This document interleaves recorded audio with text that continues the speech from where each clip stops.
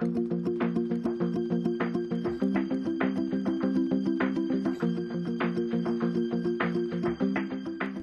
to a conversation with Stephen Dubner, co-author of the books Freakonomics and the newly released SuperFreakonomics.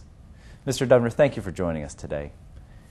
Why is it important to understand the differences between declared and revealed preferences?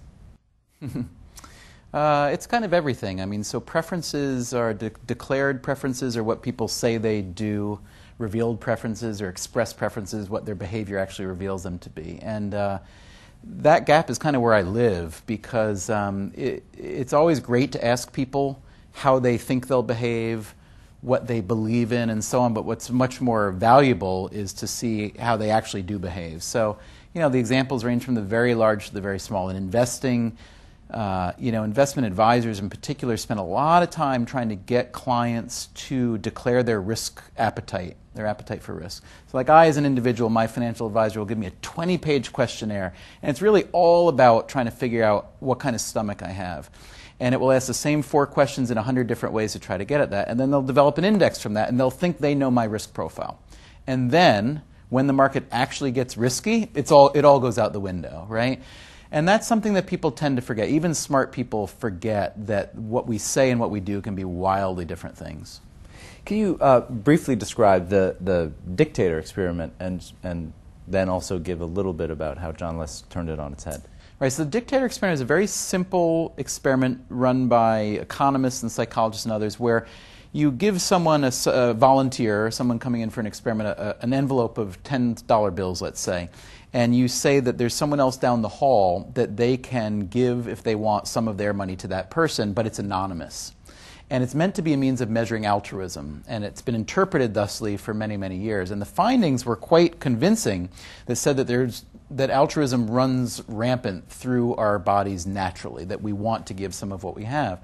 And from this finding, there was a kind of large conventional wisdom built up that said that we are innately altruistic people. Now, that gets really interesting in the realm of, let's say, organ donation, right? We are, especially in the States, it's a voluntary system. You can't be paid for it. And so what we find is that we rely on altruism for that. And if altruism runs so strong, we should have no shortage of kidneys, let's say.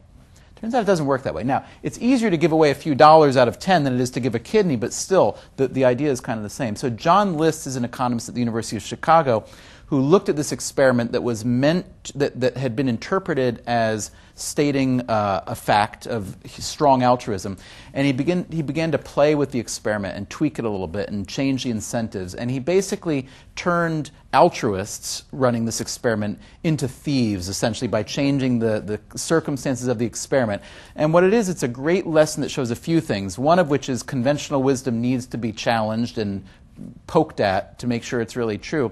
It also really shows the artificiality of the laboratory. So whenever you're reading any kind of headline about an experimental setting that produces a behavioral finding, or even more so, when you read about a survey where people say something, you have to really understand the size of the grain of salt. You know, I remember one great example is AAA, the Automobile Association. Every year they would survey people. They'd say, if the price of gas, they'd do it coming into the summer season, if the price of gas were to rise, whatever, 10 cents a gallon, 20 cents a gallon, would you drive less, more, the same?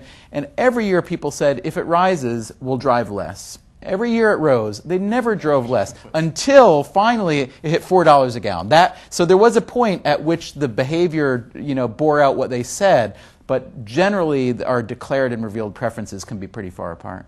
Do you walk around constantly looking through your lens of declared versus revealed preferences, or can you just go for a stroll? To me, those are kind of one and the same. I mean, I enjoy, like here in Hong Kong, I built in a little bit of extra time, and I'm going to go out and talk to a lot of people at hospitals and police stations and all different kinds of places, because, again, the differences between how cultures respond to incentives and so on. I mean, it's interesting to me. When we go on vacation, we do the regular vacation stuff, but mostly it's just incredibly interesting to poke into the way the world really works, kind of behind the scrim or behind the headlines. My wife was for years a photojournalist as well. And so to us, the most interesting thing whenever you travel particularly is to get in people's homes, because there you see, what the real preferences are.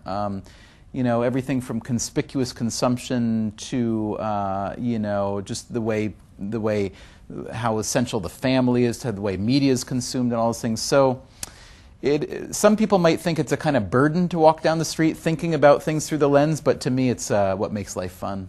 And finally, you've also written a lot about hygiene. You just mentioned you were going to go see some hospitals. Every time you shake hands with somebody, do you wonder if they're 3 of the 10 people? I don't worry about it too much, but I do wash my hands a lot, and I do try to not, poke my finger in my eye a lot until I've washed my hands. And but to that end, again, there are some incredibly simple fixes that it's kind of remarkable that we haven't done. We both live in New York City. I always wonder why in New York, why there are not, let's say, disposable gloves when you get on the subway. That to me would be one of the easiest things to do. The minute you get in the station, you get it, because grabbing the pole. So I'm the guy you see in the summertime wearing my gloves when I'm hanging onto the pole. Because you do the elbow. I do the elbow. You do the elbow. I've taught my children to. The children actually have an easier time doing the elbow because they're not supporting as much weight. They're pretty good at it. It's true. Yeah. Thank you very much for joining us. My pleasure. Thank you.